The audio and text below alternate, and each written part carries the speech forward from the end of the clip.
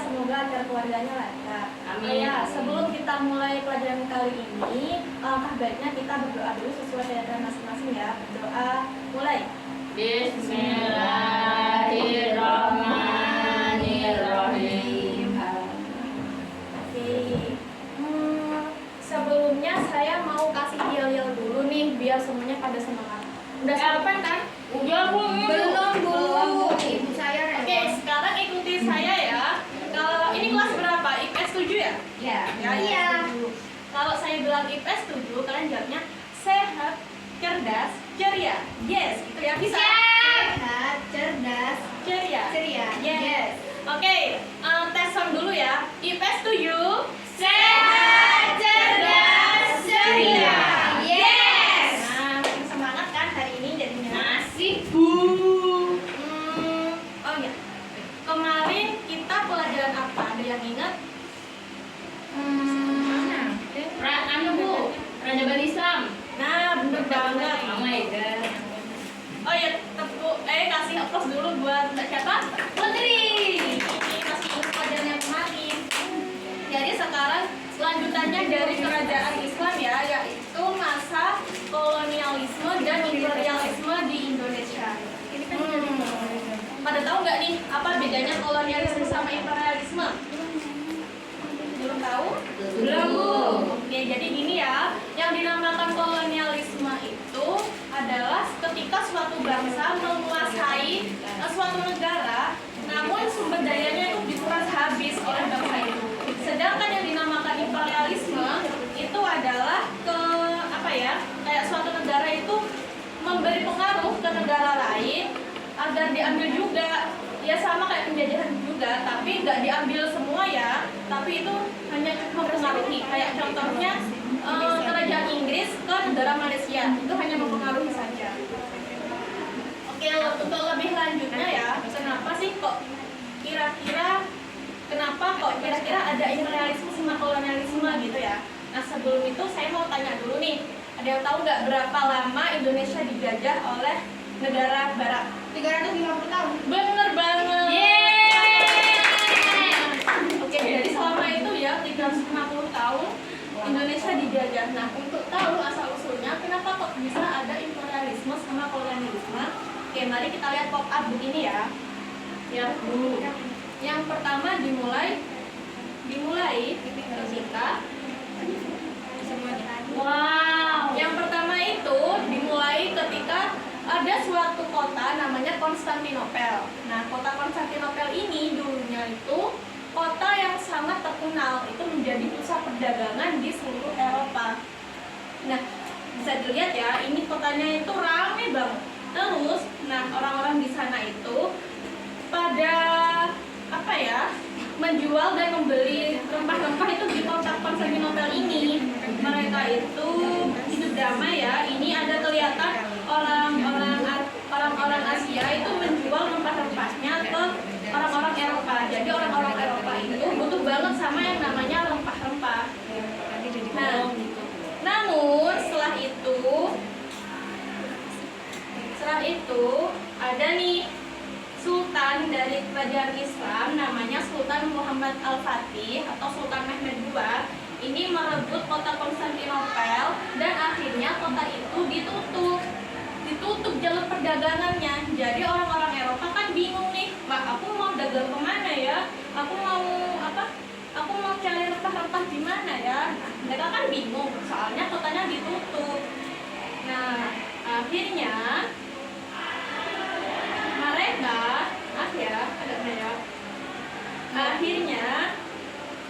orang-orang Eropa ini berinisiatif nih, dimana kalau kita cari negara-negara yang ada rempah-rempahnya nih, kita berlayar aja ke sana. Nah, jadi akhirnya bangsa-bangsa Eropa itu dulu masih kerajaan ya, bukan negara.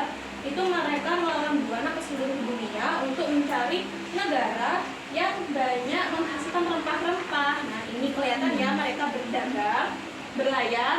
Nah, ini sudah mendatangi negara-negara yang dikiranya banyak rempah-rempah. Rempah-rempah apa yang dicari? Nah, ini ada beberapa. Ayo, beberapa ini. Pala. Bener, ini adalah gambar pala. Kalau ini gambar cengkeh. Kalau ini gambar Merica. Ladan. Gimana tepuk tangan coba? Oke. Nah, ternyata mereka orang-orang barat itu nggak cuma untuk mencari rempah-rempah aja loh. Ternyata ada juga motivasi 3G ya. 3G bukan 3G ya, ini bukan 4G, bukan 5G atau 4G LTE, bukan ya, tapi 3G yaitu gold, glory, maaf ya, glory, dan juga ada gospel. Nah, ini untuk yang 3G ini kita simpan untuk nanti diskusi kelompok ya. Sebelumnya ada yang ingin bertanya nggak? Kamu penjelasan ini? Oh iya, monggo Mbak Safila gimana? Kenapa ya Bu kira-kira Indonesia itu dijajah? Bagus sekali pertanyaannya. Jadi gini, kenapa ya kok kira-kira Indonesia itu dijajah? Ada yang tahu lagunya ini enggak?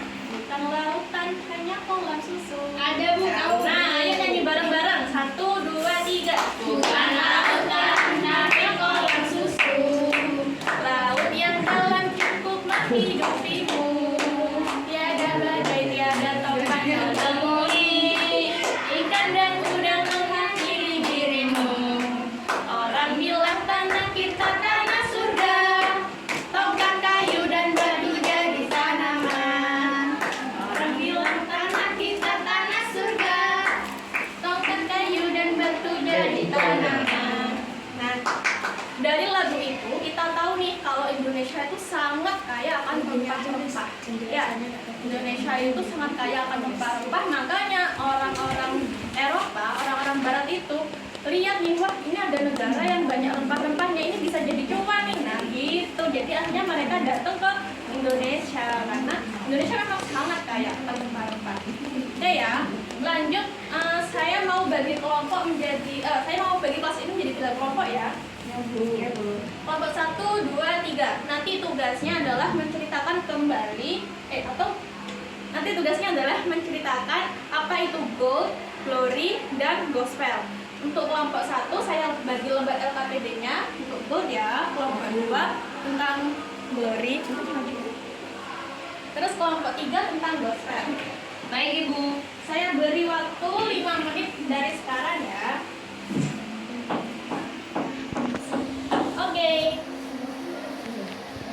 Oke, silakan kelompok 1 dulu mau maju. Sambil dibuka ininya ya, yang gold yang mana? Tahu kan? Baik, di sini saya akan menjelaskan tentang gold. Ayo dibuka itunya.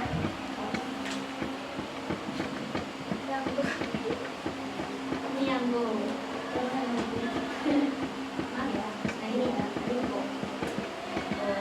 Di sini adalah gold itu kata lainnya adalah kekayaan. Jadi bangsa Barat menjajah bangsa Indonesia untuk diambil rempah-rempah atau hasil bumi lalu dijual ke seluruh dunia dan mereka mengumpulkan harta dari penjualan tersebut.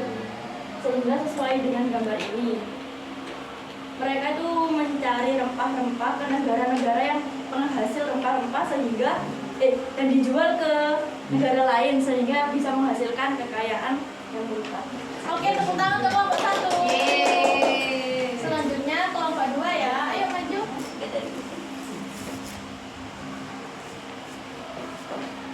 Baik, di sini saya akan menjelaskan tentang glory. Glory ini kata lainnya adalah kejayaan. Menurut mereka, makin luas daerah kekuasaannya, makin tinggi derajat bangsa itu di mata dunia. Jadi mereka berlomba-lomba untuk memperluas daerah kekuasaannya agar bangsanya dianggap sebagai bangsa yang pantas dihormati. Sudah, Bu? Oke, tepuk tangan untuk kelompok 2. Saya Bu, kelompok Bu. Oke, kelompok 3 silakan maju. Kelompok 3 gospel Bu. Ini ya Bu. Benar, ini. Oke guys, ini guys. Jadi gospel itu adalah semangat untuk menyebarkan ajaran agama Kristen dan menjalankan tugas suci dari gereja. Jadi mereka ini sekaligus menyebarkan agama Kristen ke daerah yang belum terpengaruh oleh agama-agama tersebut. Gitu Bu. Benar banget. Tepuk tangan untuk kelompok 3. Oke, jadi sudah benar ya yang dijelaskan sama teman-teman kalian bahwa ada motivasi 3G ya, gold, glory, dan gospel. Nah, untuk pelajaran kali ini kita cukupkan sampai hari ini ya. Tapi Ibu mau dengar kesimpulan dari kalian bagaimana tentang pelajaran kali ini. Ada yang bisa menyimpulkan nggak? Saya Bu, mau nggak? Jadi kesimpulannya itu adanya kolonialisme dan imperialisme itu salah satunya disebabkan oleh kejatuhan kota Konstantinopel dan juga adanya motivasi 3G tadi Bu, yaitu gold, glory, dan gospel atau kekayaan, kejayaan dan juga keyakinan agama Kristen. Nah, benar. Give applause for siapa? Putri.